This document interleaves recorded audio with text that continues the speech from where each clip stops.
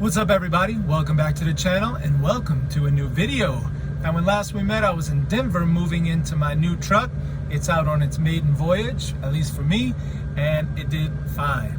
Right now, I'm in Midland, Texas, and if you've heard of it, but I'm not sure really what it's like here, and maybe you've got this image in your mind that Midland is sort of like Malibu or Beverly Hills. It's not. It's not. Anyway, I'm stopped for the night at a truck stop here in Midland. I deliver tomorrow morning. Boy, I tell you what, let's start with story time, shall we? Yesterday, I was at our main terminal in Denver, and we have showers and washer and dryer and everything for the drivers. I took a shower, and I had some time, so I decided, well, I'll just throw my wet towels in the dryer and dry them before I go back to the truck. So I did that, sat down, and I watched Urban Cowboy on TV. And by the way, as a side note, a lot of people, if you remember, it was John Travolta was Bud, and he married Sissy, but then they split up, and he got with Pam, the rich oil lady from Houston. And everybody's like, ooh, Pam's so beautiful. I kind of like Sissy, you know? She's like a real woman. Anyway, so I get my towels out of the dryer, and guess what? Somebody had left the ink pen in there, and it just got ink all over. So the wheels start turning. Hold on, how did this happen? It wasn't just an ink pen. Here's an ink pen. But if I unscrew this and take the inside part out, this is what was in the dryer, not this. How does that happen? Could somebody have taken this thing out and just threw it in the dryer and left as a practical joke? Who would do? What grown man would do that? But at the same time, how did it get in there and not mess up the previous guy? So here I am on my hands and knees with soapy paper towels, cleaning the inside of the dryer, wiping it down. So this morning, I go take another shower, and I figured the ink is dry. It was in the dryer. As soon as I start lathering up the rag, well, most of the ink came off, but some of it's still there. It like reactivated the ink. So I'm washing with it. Then I get the big towel to dry off, and as soon as the water hits that, I got ink smears all over me. I mean, who wants to have ink all over their skin? I look like some tattoo guy. I don't even like tattoo people. That's just a joke. Anyway, so you think that this story is over? Oh no, contraire, mon frere, it's just beginning. I drive to my pickup from Denver to Aurora, Colorado. Now, here we go. Whenever they load these trailers, somebody moves them from the warehouse dock to the back of the yard, and behind that is just a big empty field, okay? So I get under the trailer and I walk around behind it to do my pre-trip. I have to check the lights and the tires and the brake. I walk around behind the trailer and I step in something soft. And I look down and there's toilet paper on the ground. And I look at my foot. One of our drivers had to use the bathroom, decided to go behind my trailer and relieve himself, and I stepped right in it. The pile, I didn't know a human body was capable of carrying this much waste. I'm trying to be delicate here because some people, like you remember Todd from the intervention episode, if you talk about that, his little stomach gets all queasy. And so normally you step in it, what do? You get the hose pipe, squirt off your shoe, and you're good to go. I'm at a warehouse, there's no hose pipe. What am I gonna do? So I'm dragging my foot through the grass. I look like the Hunchback of Notre Dame trying to drag my foot, and that got some of it off. Then I'm banging my shoe on the concrete trying to get it out.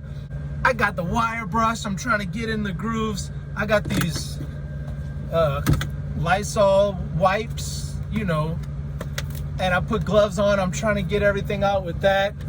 Spent 20 minutes trying to get this guy's feces off of my shoe. And you might think, boy, you must have been mad at him. No. I mean, it was really, really soft.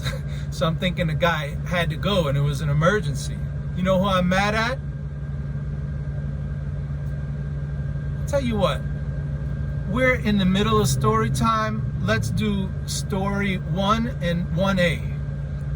Once upon a time, a long, long time ago, in 2020, a virus was born in the Wuhan province of China. That virus couldn't be contained and quickly spread around the world and made its way to the shores of the United States of America. This virus was so aggressive, it spread from coast to coast and spread so fast people labeled it a pandemic. Then the orange-skinned president of the country shut everything down and made everybody stay home, except for a few select group of people, including truck drivers. We had to deliver the goods to the nation during this worldwide pandemic. Apparently, the average American is so stupid, when people start getting sick, they think they have to buy a lifetime supply of toilet paper all at once, instead of just thinking, well, how much do I need for the week? No, how much do I need for the rest of my life? I'm gonna buy it now and just fill up a room with it. Panic beset the country, and toilet paper had to be delivered. I delivered a load of toilet paper to Oregon. There was a Target distribute. So you're welcome, people of Oregon. I brought you some toilet paper. Back to the story. Because of all of this, these brave truck drivers were driving around the country, subjecting themselves to the virus, and they got labeled as heroes. And by the way, we're not heroes. Most of us just like driving trucks, and what else were we gonna do, right? We weren't heroes. Back to the story. Guess who didn't get the memo about truck drivers being heroes? Shippers and receivers, the very people whose goods we carry and bring to them from the shipper to the receivers.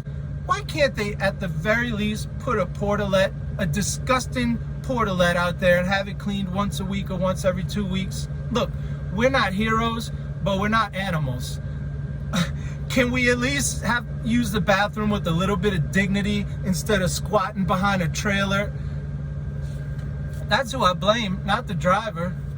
He had to go. Now this story's over, okay? We finally gotten to the end of the story. I'm here. And you know what? Despite all of that, I'm in a good mood. What's that song from the 80s? Nobody gonna break my stride. Nobody gonna hold me down. Oh no, I got to keep on moving, right? Nobody gonna break my stride because I'm parked, my AC's blowing ice cold, so I'm happy. Plus, I got all right. Suddenly the tone has changed here. This will be my 21st episode, and I've been ducking a certain subject for 20 episodes, and I didn't think I'd let it go this long, but you know what? I've been honest with y'all, right? Even when it makes me look bad. We've all got our...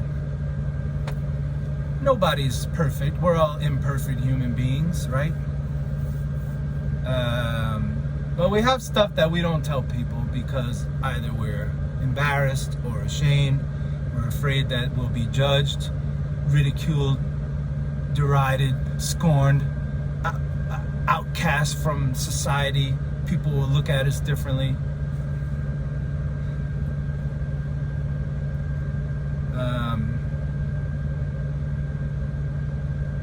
Maybe I'll wait till episode 22.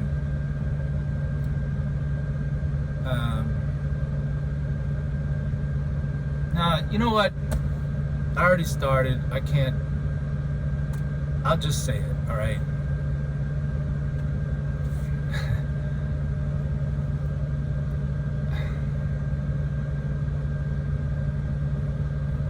I watch professional wrestling, okay? Go ahead, start with all of the jokes. Oh, look at this knuckle-dragging hayseed brute from out the country, you know. All right, I get it. I started 3 years ago. Ronda Rousey joined WWE, and I said, oh, let me see what this is all about, you know.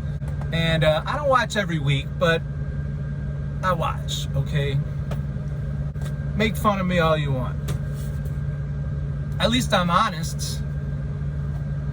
So tonight is a big special event called Hell in a Cell. And we've got some good matches like Alexa Bliss, remember? Versus Shayna Baszler. So I feel like a weight has been lifted off my shoulders. I'm an open book, y'all. You just ask. If I can't tell you the stuff that's embarrassing or makes me look bad, then why would you care about the stuff that's good? I never say anything good about myself other than I don't stink. But you know, we got to have a balance here. Okay, so that's it for this rather lengthy intro. I haven't recorded anything for this video. This time I'm doing it backwards, so it's gonna be an adventure. I'm the White Rabbit, y'all are Alice, and we're gonna go through Wonderland together, hand in hand, like this, or like this. So let's see what happens. Come along with me. Let's get started. Okay, check this out. The conspiracy grows. They were unloading my trailer. I'm at my second stop, and I went back there to make sure there was no trash. And guess what I found on the floor of my trailer? A broken up ink pen minus the ink part. I think they're out to get me.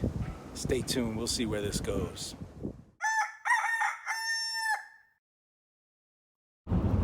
You know, this just might end up being the poop episode.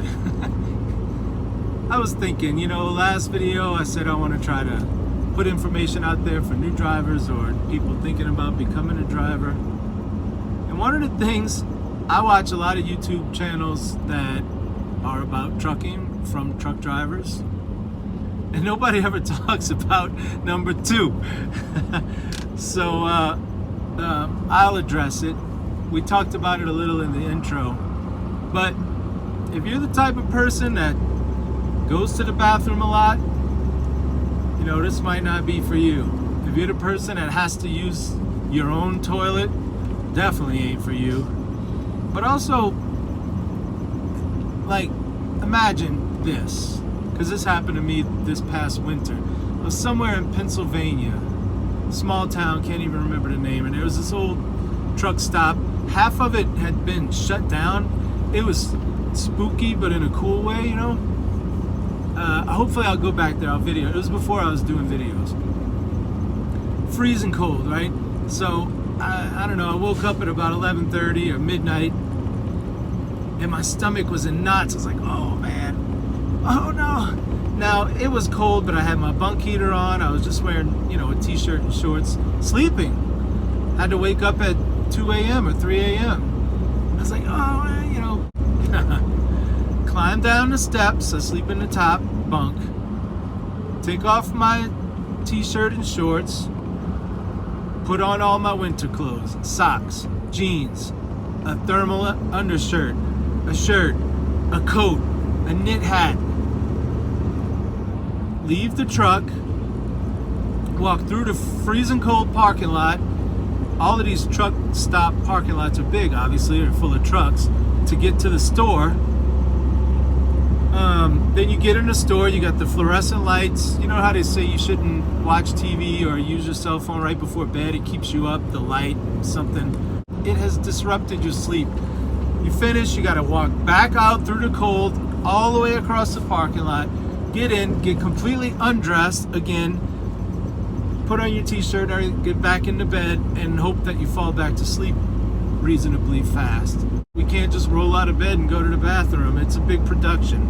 So, I'm going up Raton now. I'm going 42 miles an hour up this 6% grade here. Look, they resurfaced all of this. Lovely, because this was toe up. They needed to resurface this. All right, anyway, I'm heading back to Denver, of course, to drop this trailer and get another load, I guess. So I'll check back within I'll check back with y'all later. Well, that just about wraps it up for this video. We covered some different stuff, and we got story time. Hope I didn't gross y'all out too much, but I mean, it needed to be talked about, right? So anyway, we're gonna wrap this up, and thank you for watching, and I hope you watch again on the next video. And until then, this is Jason, signing out.